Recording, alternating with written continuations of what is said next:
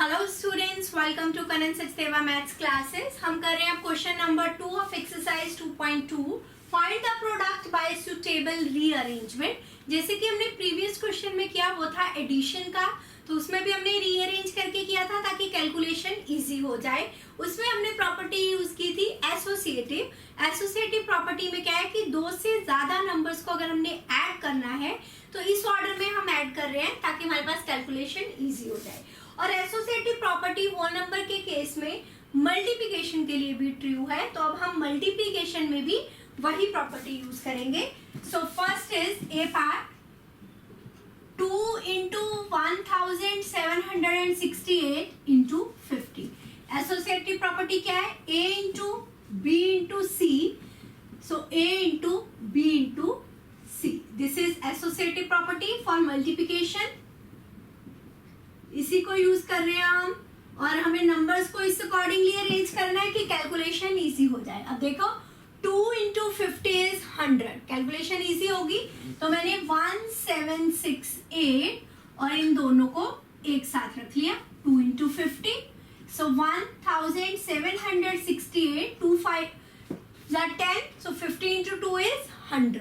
अब किसी भी नंबर को 100 से मल्टीप्लाई करना इजी है, so 176,800, so 1,76,800। दोबारा से बता रही हूँ, हमें रीअरेंज करके इन्हें सॉल्व करना है। रीअरेंज हम इस अकॉर्डिंगली करेंगे कि कैलकुलेशन इजी हो जाए। उन दो नंबर्स को साथ रखने की कोशिश करेंगे जिससे कैलकुलेशन इजी हो। क्लियर?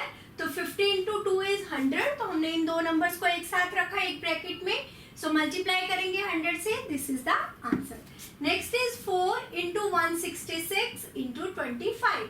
अगर मैं इस केस में देखूं 5 4 20, पीछे 0 आएगा, सो 166 को मैंने एज इट इज रखा, इन दोनों को एक ब्रैकेट में ले लिया।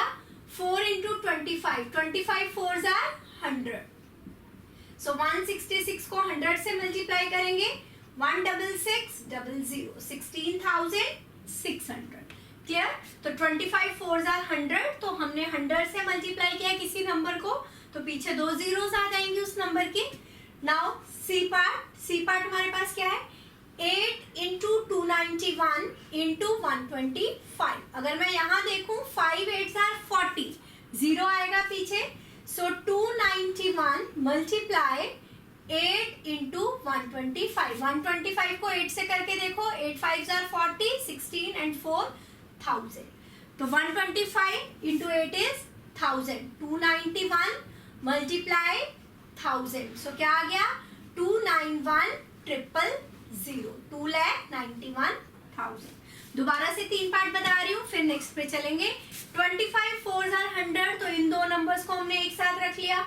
50 इंटू 2 इज 100, इन दो को एक साथ रखा।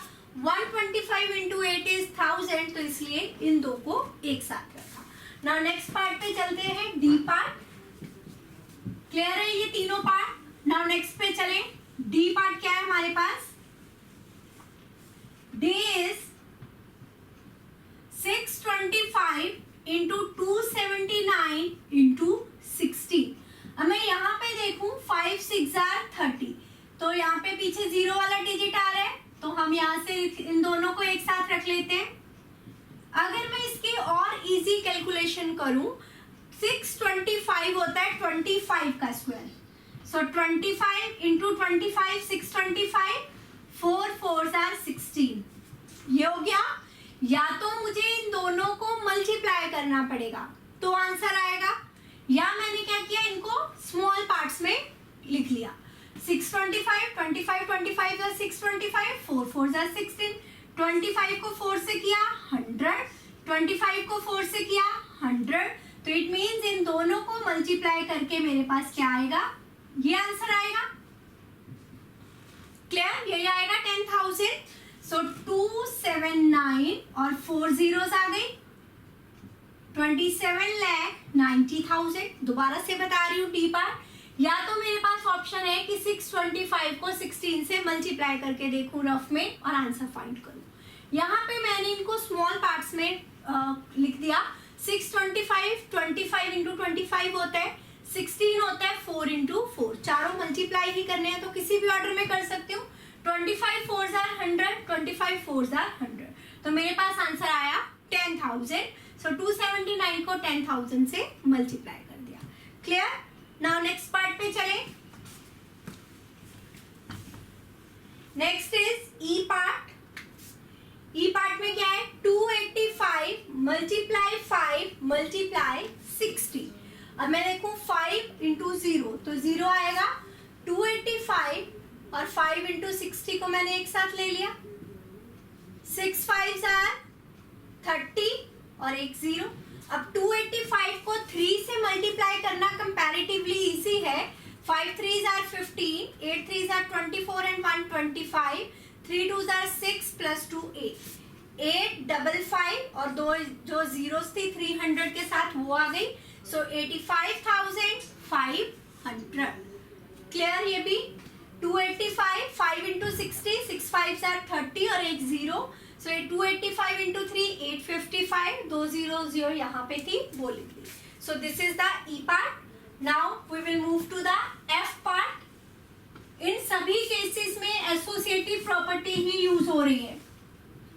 F is 125 into 40 into 8 into 25. Now अब यहाँ पे अगर मैं देखूं 25 4s are 100 होता है तो इन दोनों को एक ब्रैकेट में रख लेती हूँ. 125 इंटू 8 1000, तो इन दोनों को एक साथ रख लेते हैं. 125 इंटू 8 मल्टीप्लाई 40 इंटू 25. 125 को 8 से किया 1000. 25 4s are 100, एक 0 ये वाली. तो टोटल नंबर ऑफ जीरोस अब हो जाएंगी 6, 3 5 एंड 6. तो ये हमारे पास आ गया 10 लाख. तो इजी था. रीअरेंजमेंट करके हमने क्वेश्चंस को किया. इस तरह से रीअरेंज करना है कि मल्टीप्लाई करके जो आंसर आए वो 0 पीछे उसके नंबर ऑफ जीरोस ज्यादा हो. जितनी नंबर ऑफ जीरोस पे सॉल्व हो जाएंगे उतनी कैलकुलेशन लास्ट में हमारे लिए इजी हो जाएगी. क्लियर है. दोबारा से एक बार बता रही हूँ. फर्स्ट केस में 15 इंटू 2 इज 100, तो इन दोनों को एक साथ रखा. सेकेंड में 25 इंटू 4 इज 100, इन दोनों को एक साथ रखा. 125 इंटू 8 इज 1000, इन दोनों को एक साथ रखा. 625 इंटू 6 इसको मैंने स्प्लिट करके दिखाया था. 625 25 into 25 16 is 4 4s are 16. So 25 into 4 100 into 100 279 into 100 into 100, तो सॉल्व कर लिया. इस केस में 6 5s are 30, इन्हें एक साथ रखा. 285 को 3 से मल्टीप्लाई किया और फिर नंबर ऑफ जीरो जितनी थी वो लगा दी. इस केस में 25 4s are 100, तो 40 और 25 को एक साथ रखा. 125 इंटू 8 इज 1000, इन्हें एक साथ रखा. तो कैलकुलेशन इजी हो गई. क्लियर. नाउ हम मिलेंगे नेक्स्ट क्लास में. Till then bye bye.